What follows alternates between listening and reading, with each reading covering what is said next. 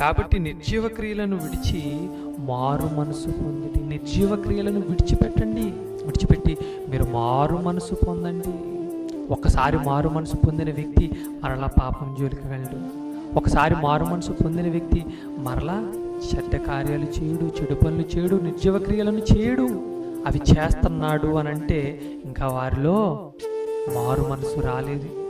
మారు మనసు వచ్చిన వారు, ఒక్కసారి దేవుని దగ్గర మారు మనసు పొంది పశ్చాత్తాపడిన వారు ఎప్పుడూ కూడా మరలా పాపం జోలికి వెళ్ళలేదు.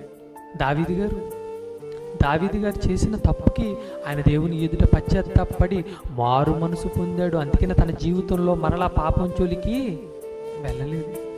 మరి మనం ఆదివారం వస్తాం, ప్రార్థన చేస్తాం. ఆ వారం అంతా మనం ఏం చేస్తాం? చేయకూడని కార్యక్రమాలన్నీ చేసి మరలా ఆదివారం వస్తాం. మరలా ఆదివారం ప్రార్థన చేస్తాం. 1 గంట 2 గంటలు మనం ఏం చేస్తాం? భక్తి చేస్తాం. మరలా 6 రోజులు మన ఇష్టానుసారంగా మనం బ్రతుకుతాం. మన ఆలోచనల ప్రకారమే మనం బ్రతుకుతాం.